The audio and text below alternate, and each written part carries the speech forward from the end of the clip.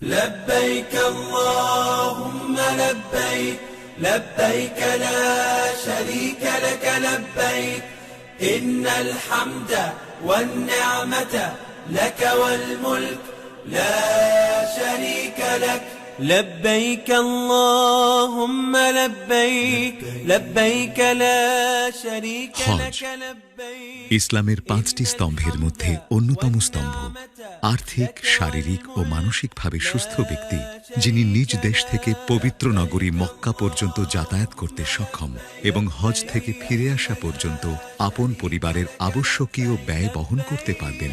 এরকম মুসলমানের ওপর জীবনে একবার হজ পালন করা ফরজ। হজ তিন প্রকার: ইফরাদ, তামাত্তু ও কিরান। বাংলাদেশের হাজিগণ সাধারণত তামাত্তু হজ পালন করেন। বাংলাদেশ থেকে আপনি দুইভাবে হজে যেতে পারবেন: সরকারি মাধ্যমে, বেসরকারি মাধ্যম অর্থাৎ সরকার অনুমোদিত এজেন্সির মাধ্যমে। হজ বিষয়ে যাবতীয় তথ্যের জন্য হজ পোর্টাল www.hoj.gov.bd ভিজিট করুন অথবা সরাসরি ফোন করতে পারেন 16136 এই হটলাইন নম্বরটিতে। হজের সকল সেবা একত্রে পেতে এবং হজ যাত্রা সহজ ও নিরাপদ করতে আপনার মোবাইলে প্লে স্টোর থেকে লাব্বাইক মোবাইল অ্যাপটি ডাউনলোড করে নিন। হজের নিয়ম কানুন, মাসালা মাসাইল জানতে ধর্ম বিষয়ক মন্ত্রণালয় হতে প্রকাশিত হজ ও উমরাহ সহায়িকা পুস্তিকাটি পড়ুন।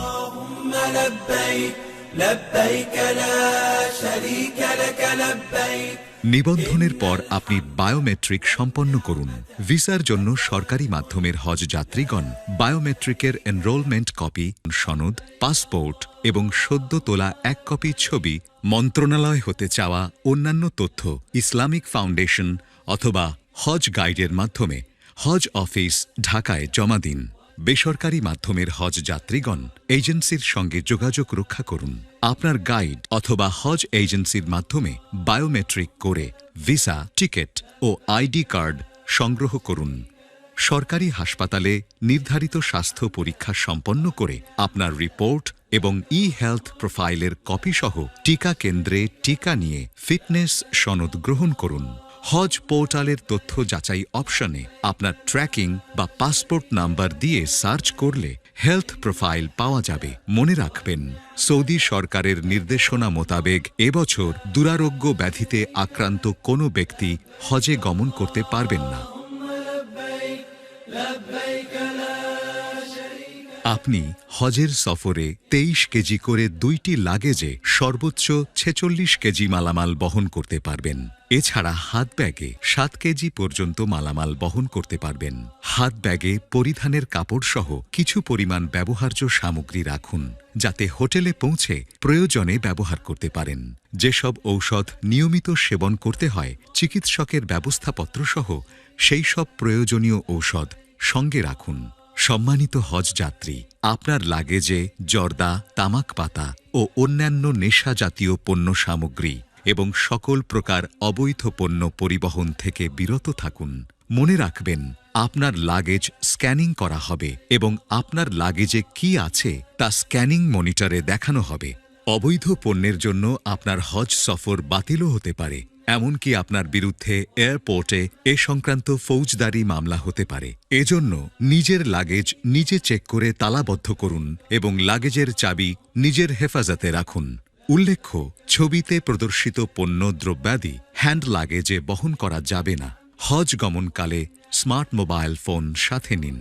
ঢাকা শহরের বাহিরের হজ যাত্রীগণ হজ যাত্রার তারিখের একদিন পূর্বে আশকোনা হজ ক্যাম্পে এসে অবস্থান করবেন। হজ ক্যাম্পের ক্যান্টিনে নিজ ব্যয়ে খাবার গ্রহণের সুযোগ রয়েছে। যে সকল হজযাত্রী সরাসরি মক্কা আল মুকাররমা গমন করবেন, তাদের বিমানে ওঠার 6 ঘণ্টা পূর্বে ইহরাম করা উত্তম। অন্যথায় ইহরাম করতে সমস্যা হতে পারে। যারা সরাসরি মদিনা শরীফে যাবেন, তারা মদিনা থেকে মক্কা যাওয়ার আগে ইহরাম করবেন। মনে রাখবেন, passport, visa, ticket, ID card এসব চেক করে নিজের কাছে রাখুন।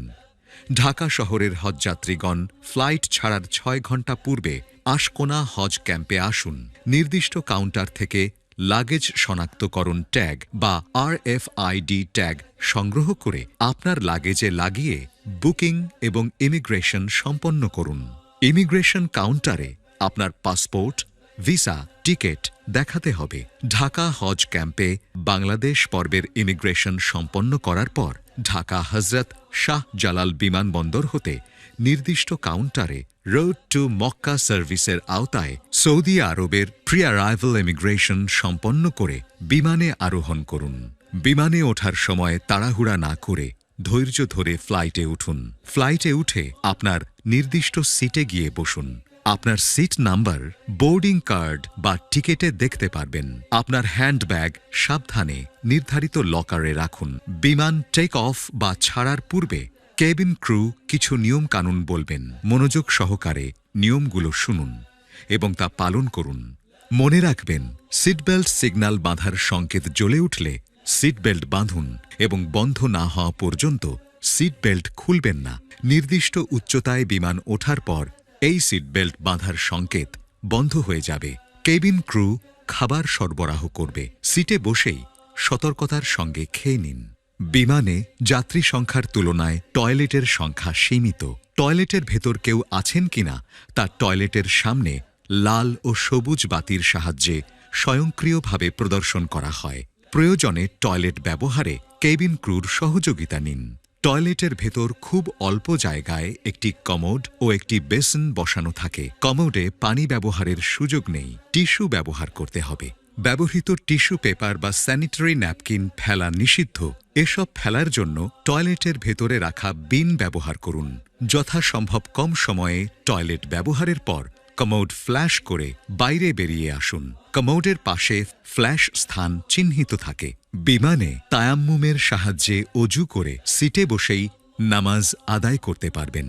আলহামদুলিল্লাহ, আপনি হজ পালনের উদ্দেশ্যে সৌদি আরবের জেদ্দা অথবা মদিনা বিমানবন্দর পৌঁছে গেলেন। যাদের প্রি অ্যারাইভাল ইমিগ্রেশন বাংলাদেশে সম্পন্ন হয়েছে তাদেরকে সরাসরি হজ টার্মিনালের বাংলাদেশ প্লাজায় নিয়ে আসা হবে অথবা সরাসরি মুয়াল্লেমের বাসে আরোহণ করতে হবে। রোড টু মক্কা সার্ভিস কর্তৃপক্ষের ব্যবস্থাপনায় ব্যাগ ও মালামাল নির্ধারিত বাড়ি হোটেলে পৌঁছে যাবে। হোটেলে পৌঁছানোর পর নিজের লাগেজ বুঝে নিন।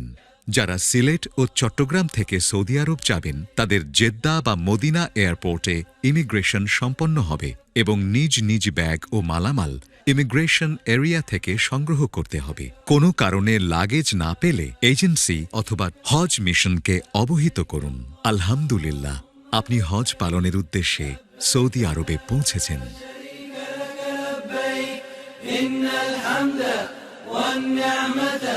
لك والملك لا شريك لك لبيك اللهم لبيك لبيك لا شريك لك لبيك إن الحمد والنعمة